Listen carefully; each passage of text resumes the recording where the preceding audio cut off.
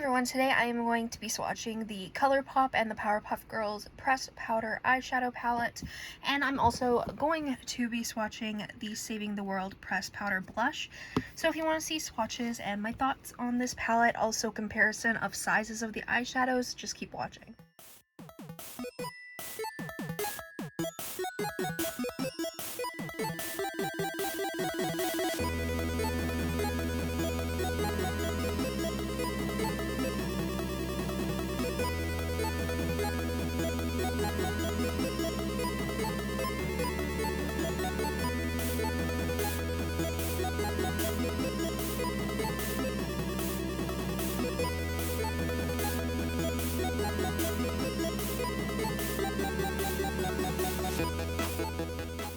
Talk about the packaging. It's really cute. The box, you can see the palette on the inside through this heart shape in it, and the holographic stars and designs are just really cute. I grew up watching the Powerpuff Girls when I was little. I've always had a little bit of the theme song stuck in my head, to be honest, so when I saw they were doing a collaboration and I saw the colors, I knew that I needed this palette. As for the palette packaging itself, it's very pretty. And then you do get a really big mirror, and then it has the artwork. I always said that I hoped Colourpop would start doing mirrors and then having artwork like on the edge of the mirrors. I think that's cute, and that's what they've started doing. And then this is the beautiful color of the palette. So you have natural shades, but you have a lot of bright colors. I do think they could have strayed away from some of the natural shades. I don't think we needed it. And it does have a pressed glitter, which kind of bummed me out. I thought it was like a super metallic glittery shade, but it's literally just a pressed glitter. One thing that I do think is pretty curious about this palette is the fact that the eyeshadows are decently big. Usually this is the size of Colourpop's palettes. The eyeshadows, usually they're smaller, but these ones are obviously quite bigger. I don't know why they did that. I mean, it's fine, but I think that sizes like this are just better in my opinion, because I feel like you get more use out of them, but that's just me personally. I mean, color-wise, I think it does suit the Powerpuff Girls, and I think the packaging's cute. I think the names are pretty spot on. I kind of wanted the whole collection, I'm not gonna lie, but I decided to just get the palette and the blush.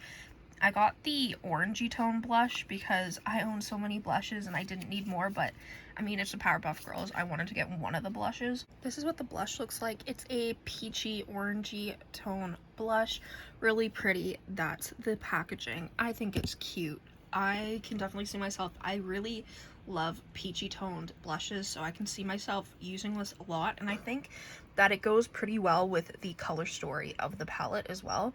Honestly, I haven't done an eye look with this yet because I've been feeling, I mean, if you're new here, I have fibromyalgia, so it's just a chronic pain condition, and it's been pretty rough lately, but on top of that, I now have a sore throat, which you might be able to hear. I sound pretty hoarse. I haven't really been talking much lately.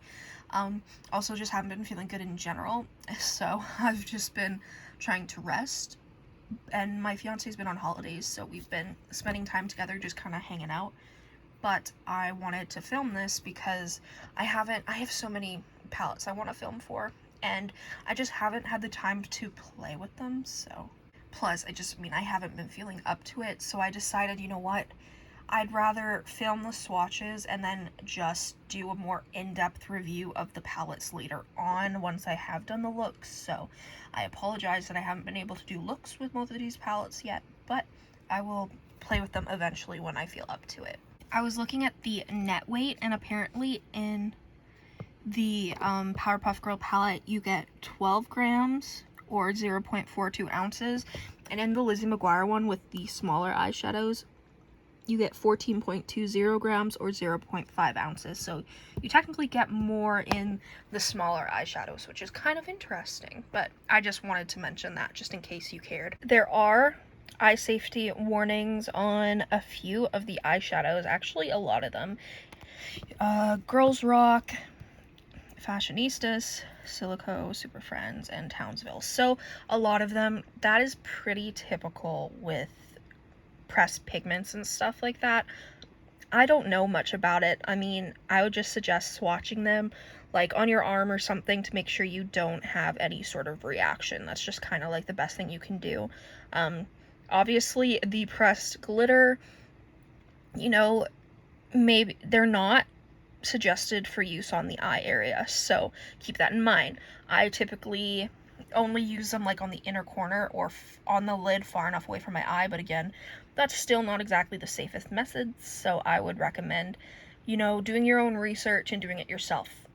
Like, yeah. Okay, so the pressed glitter is actually the type of pressed glitter that I like from Colourpop, so it almost has an iridescent eyeshadow base, and then it has very, very fine pressed glitter on top of it.